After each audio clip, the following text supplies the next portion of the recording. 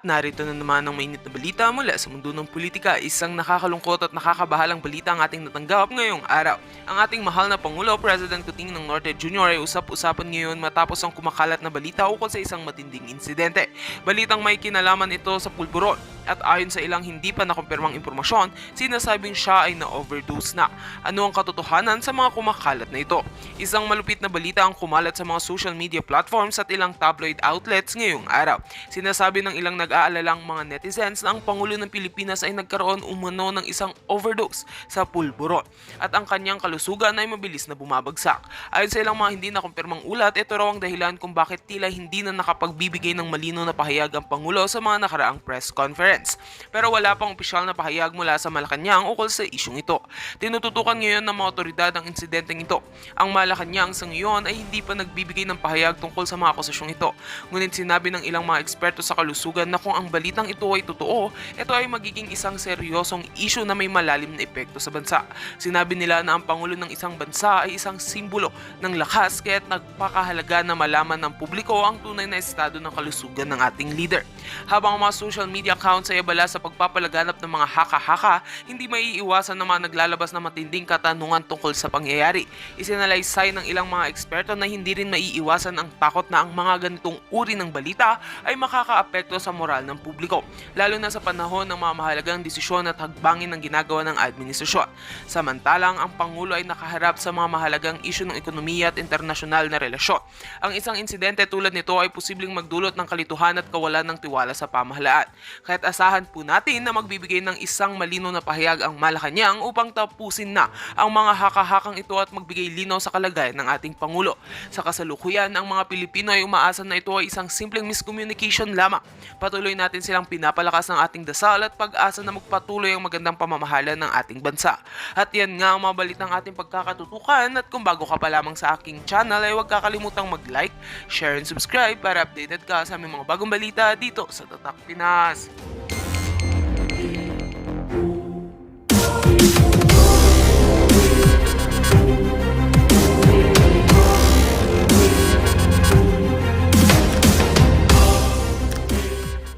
Talaga kundi manindak, manakot ng kanilang mga kadyutahan. Okay, tignan natin. Dapat naghain din no, si Migaon ng bill na anti-retoke bill. Di ba? Dapat may ganon, anti-retoke bill para lahat na lang tayo organic ang ating alindog. Pero syempre no offense doon sa gustong mag-enhance, you know. Kaya lang the problem is, ang eksena kasi nito ni Migaon ay nagaganda-gandahan, hindi naman organic yung kanyang alindog. Di ba? Pwede kang mag-inarte, pwede kang, paano ba mag-inarte? Pwede kang magbida-bidahan kung ang alindog mo ay inborn, kumbaga natural. Nung ipinanganak ka, ganyan na yung itsura mo. Actually, kahit retokada siya, ganun pa rin yung itsura niya. No offense sa mga nagre-retoke kasi enhancement is okay. Ako wala akong anong problema. Ang problema lang, yung nagpa-retoke, katulad yan, tapos naggaganda-gandahan, nakala mong original yung alindog. Kaya dapat magkaroon din ng anti-retoke bill, hindi lang yung anti-troll farm bill. Okay, tignan muna natin. Okay, ito mainit-init 4 hours ago. Okay, alarmed by the alleged growing influence of troll farms, PBA Party List Representative Migs Nograles, may almaryo na pala siyang apelyido, kasi nagpachuba-chuchu na pala yan. And Davao Oriental Representative Chino, ito yung Juwaers niya. Okay, have filed House Bill number 1178 or the anti-troll farm and election disinformation act, which seeks to criminalize troll farms and disinformation campaigns. Alam nyo mga palangga, dapat nga batas na to eh. Dapat hindi na to bill, dapat right there and then permahan na. Kasi ang una dyan na makukulong kung talagang ipapatupad yung batas yan, si Lee Satanas at si Marcos Jr. Sila dapat. O, balikan muna natin tong video ni Marcos Jr. Nung, I think, kakapanalo pala ng Yawa. Pakinggan nyo, mga palangga.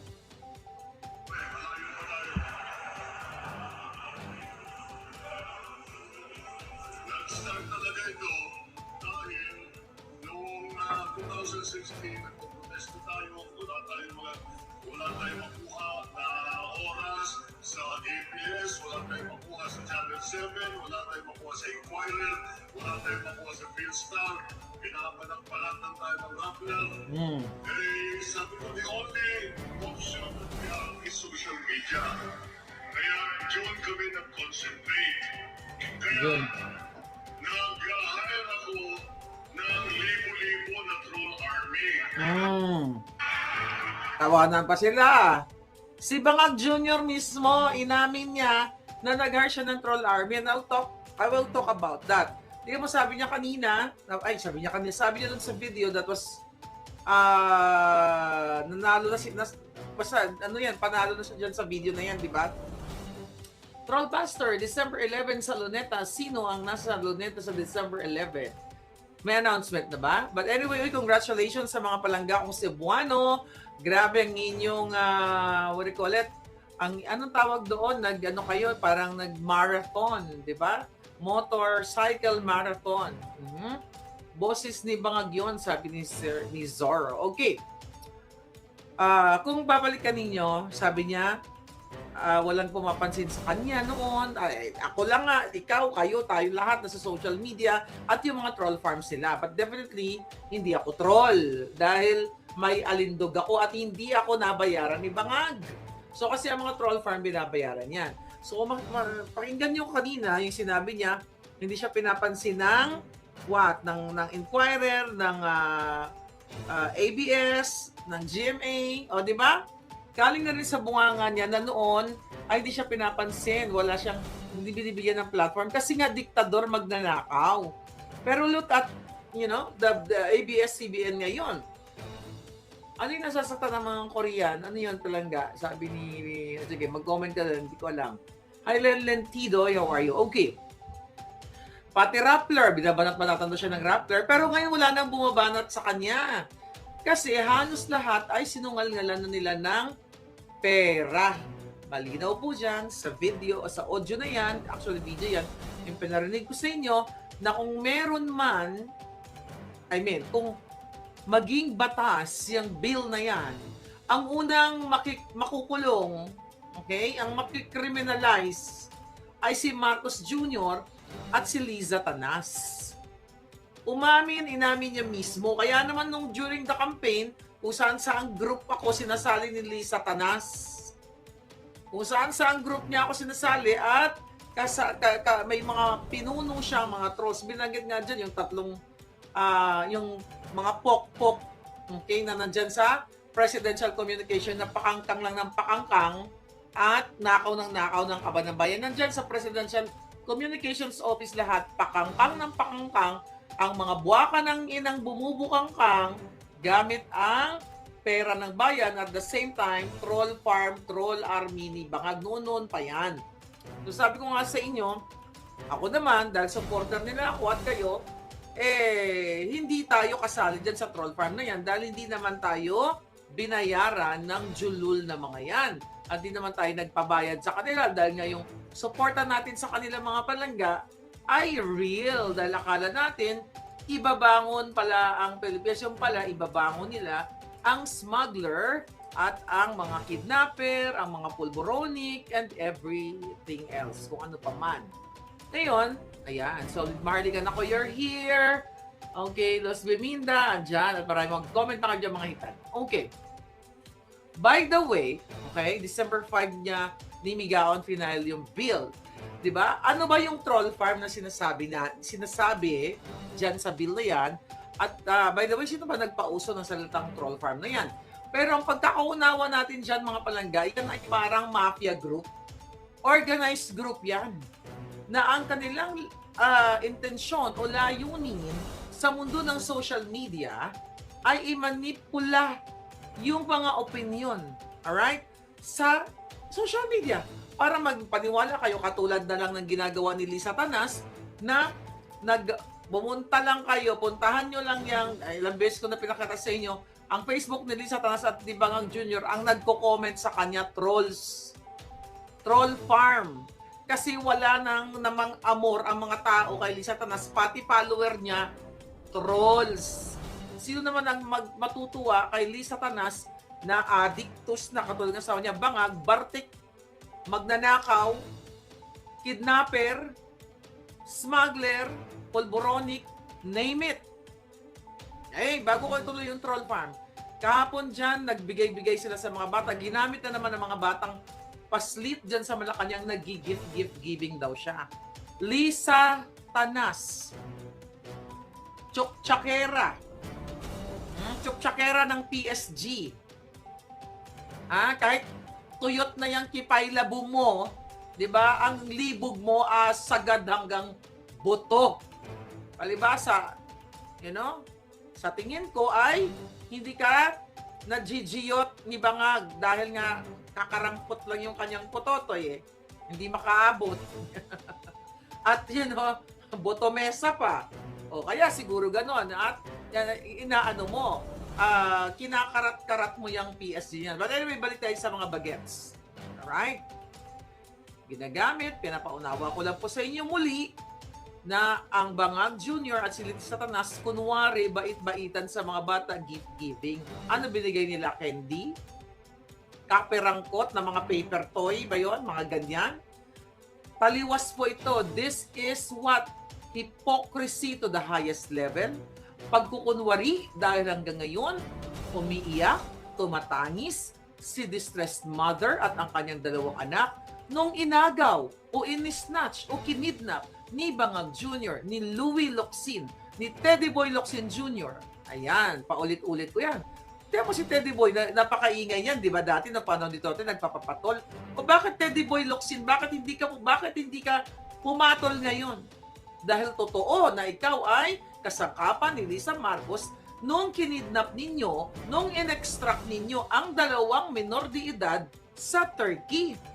Tapos magdrama-drama na kunyari na gift-giving ang mga bata doon sa Malacanang ground. Ang totoo, si Lisa Tanas at si Bangag, kayo dyan mga buwaka ng Genemes kayo, kidnapper. Kaya kahit anong pagtatakip ni Lisa Tanas, which is, kasabwat ang mga buwaka ng Genemes na mainstream media, kidnapper pa rin yan ng dalawang bata. Whether kumidnap siya ng isang bata, dalawang bata ang kinidnap. Yun ang alam natin.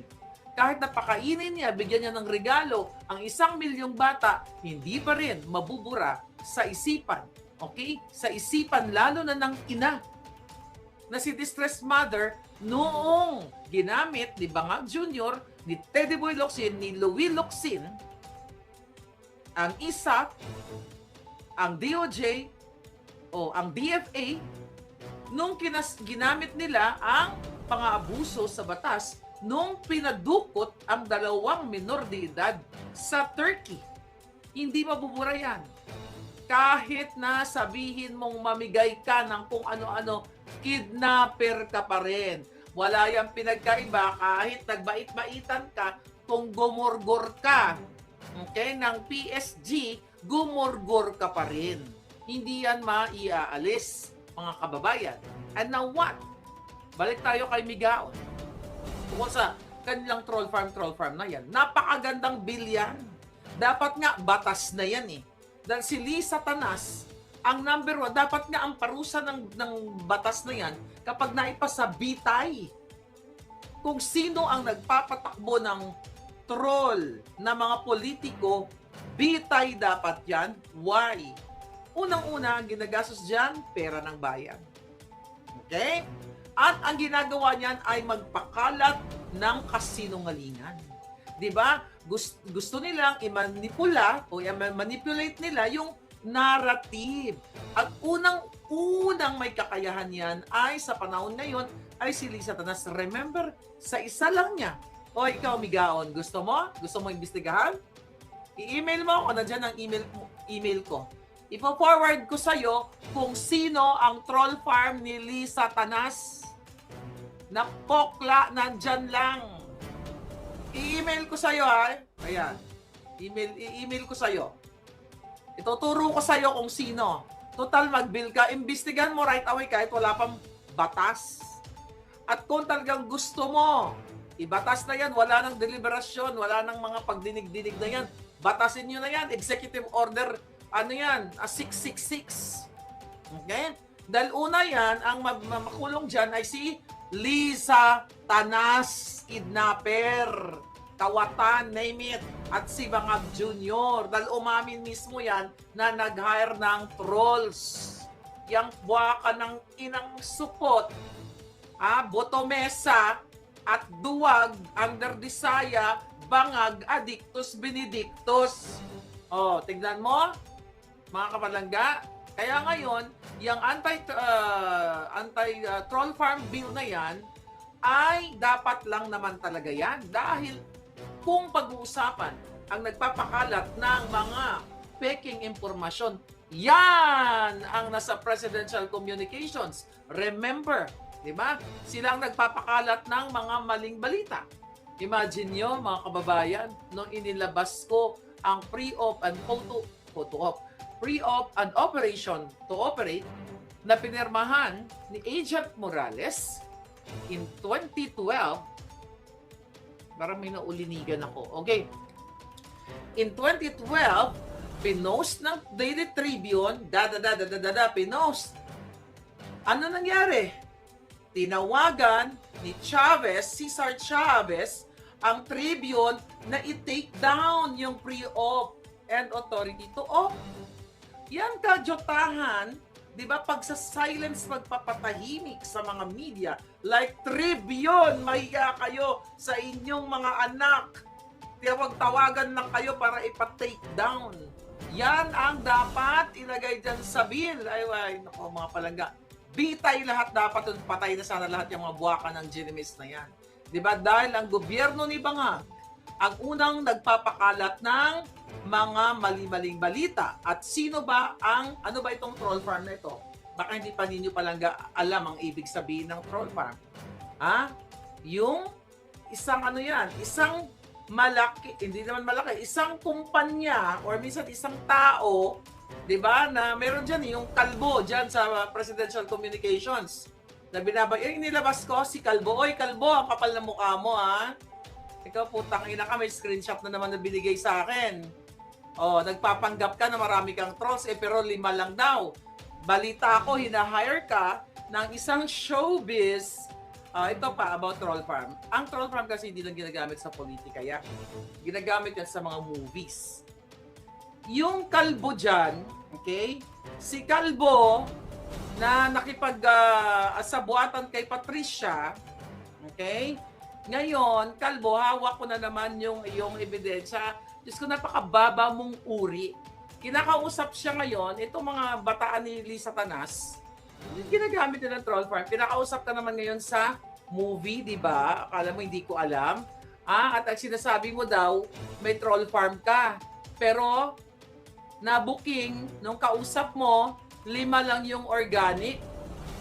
Ibig sabihin, 5 lang yung totoong may account na pwede mong gamitin as trolls para mag-trolling, magpakalat. The rest, ikaw lang din ang gumagawa ng mga peking account. So yan po yung ginagawa niyan. Kaya kung gusto ni Migaon na ibatas na yan, i-request na kay Bangag, Executive Order Chuba-Chuchu. Diba? Gurgur na lahat yan. Ako sang-ayon na tayo. Dahil tayong mga ordinaryong tao, wala po tayong kakayahan na mag-hire ng troll farm. Ba't ka naman mag-hire ng troll farm? Diba? Para saan? So si Lisa Tanas, pumunta lang kayo sa comment section niya, makita mo na mga peking account yung mga ginagamit. Tapos puro papuri. 'Di ba? Yung iba, mga based sa Bangladesh, yung mga muka, kung hindi aso, pusa, ahas, kung ano-ano, 'di ba? Kasi para sabihin, kasi maraming purpose yung troll farm. Number 1, pag-usaping politika, para i-divide ang mga tao kung kanino maniniwala. So right now, majority naniniwala kay Inday Sara na ang 125 million confidential funds niya ay yung mga tao doon na mga nakasulat kung saan binigay, kung ano man ang mga certain budget ay hindi dapat ini-expose o hindi yan nilalatag na parang karinderya na, sa lahat ng gustong kumain, bukas. Tama ba? Di ba? Kanina, ay kahapon, nag-send tayo, nag-upload tayo ng real na interview ni General Simoy na pinaliwanag niya diyan kung ano, although maiksi lang yun, na yung ganong klaseng pondo, hindi yan binubuyang-yang. At kasi nga, confidential intelligence yan. Paulit-ulit na lang, hindi, before General Simoy, dami na nagpaliwanag, even tayo dito, na yan ay inilalagay mo sa peligro ang mga tao doon na nag-gather ng information o nag-lead ng operation doon sa intelligence operation na yon. So, and also, piniliwanag doon na ang mayroong authority doon sa confidential fund na yan ay ang bangag na presidente.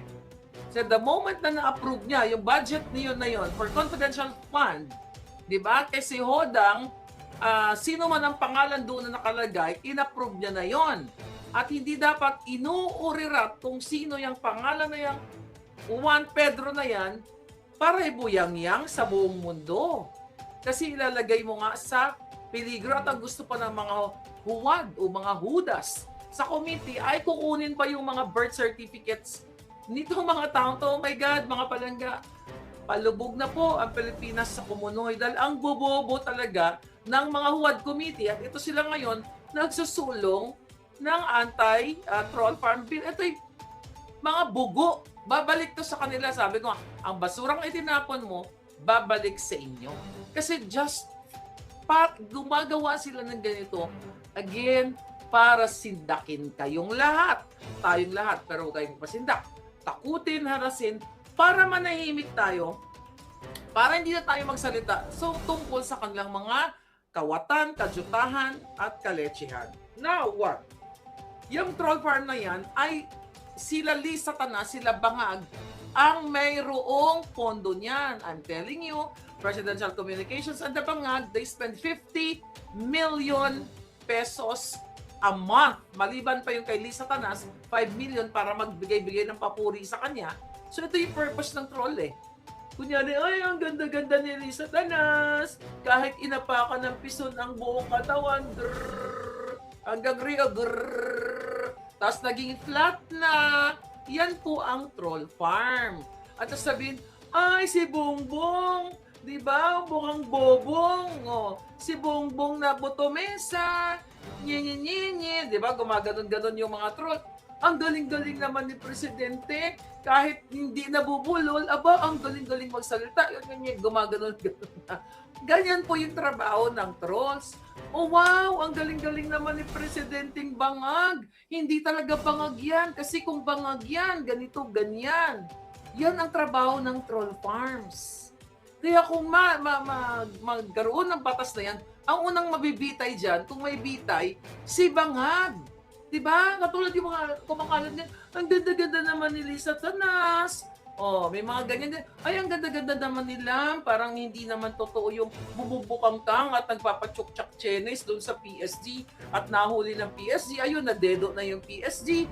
Ayun, at sana lumabas yung na pamilya noon. So, yan po yung trabaho ng troll farms na na binabayaran ng mga bangag na gobyerno at ng mga politiko para mag-post ng mga kasinungalingan laban kay Inday Sara. Hindi nyo ba napapansin? Troll farm yan. At yun mismo, yung mga pangit, di ba? Yung mga nyetpa, makyoho, jologs, masangsang, kanal, burak, na mga vloggers nila, burak, kanal, my God, grease trap, ano ba? Alam yun, di ba? Mga bayad, ang mga kaluluwang mga buwaka ng Genimes, ang mga ano nila, ang mga pagkatao, 3-5. Ang cheap. Yan po ang tunay na trolls. Kaya tira ng tira kay Inday Sara, pero hindi naman umuubra. Dahil sulong nyo yung impeachment na yan. Para magka-leche-leche na. Gusto nyo naman magka-leche-leche, di ba? Oh, gusto naman ng mga military, mga pulis na magka-leche-leche. Na hanggang ngayon, hindi pa tumatayo yung mga pototoy nila para manindigan. Na ang kanilang commander in Polvoron chief ay Polvoronic talaga. Ano ba, palalahanan ko na naman kayo? Ay, magpulburo na naman tayo para hindi nyo makalimutan. Ayan, yan ang Polvoron nyo. Dagdagan na, para hindi maganda forma. Hoy, kayo mga polis, hindi pa kayo ayan, yung nyo, yung boss nyo, ganyan lagi. Polvoron, kahit lagi tayo nagaganyan para hindi nyo makalimutan na ang presidente nyo ay adik. Polvoronic. Ngayon, yung anti-troll farm bill na yan, di ba? Tignan mo yung mga nagko-comment, nagpa-follow kay Bangag, puro po yan mga fake account. Sobrang fake to the highest level, di ba? To the highest exponential hanggang Mars ang kanilang troll farm. Kasi ginagamit yan, sabi ko nga sa'yo, ng politiko, even mga businesses. Kunyari, sasabihin nila. At tulad na lang, yung kinokontak si Kalbo. Kasi gagamitin daw sa pelikula. Kunyari, magko-comment na, uy, ang ganda-ganda ng ganitong pelikula, mag-uusap-usap na doon para sila mga buang. Pero mga bayad yun. Ganon din sa business. At sabihin, uy, ganitong restaurant, ang sarap-sarap, para maingganyo yung mga tao, di ba? Na pumunta doon. That's BS. This world is BS. Itong mundong ito, gusto ko na nga magunaw na to eh. Sa totoo lang. Magunaw na tong mundong na to at unahin yung mga bangag. Itira yung mga bata. Alam mo, papayag ako magunaw. Lahat, sasama na ako. Lahat ng mga, siguro yung mga walang animo, mga ano na lang. 9, siguro, ang 9 pwede nang magloko-loko eh. O mga babies na lang maiwan. Para at least, you know, mga Winslet, thank you. Yeah. Ay, wag mo kalimutan yan. Dito magpupulburon tayo lagi. Ito lang ang kaya kong pulburon eh. Di ba? Ito lang afford ko. Yung iba, mahal yun. Para, ayan, magpulburon tayo everyday. Singhot. Ay, nako, ambot sa imong lobot, bangag. Nalubot na iyong ang boto mo, Dorong, ha? Salugsog ka gali nung ano ka ha, baka ngayon ginasalugsog ka pa dira. Ang buli mo ginasalugsog.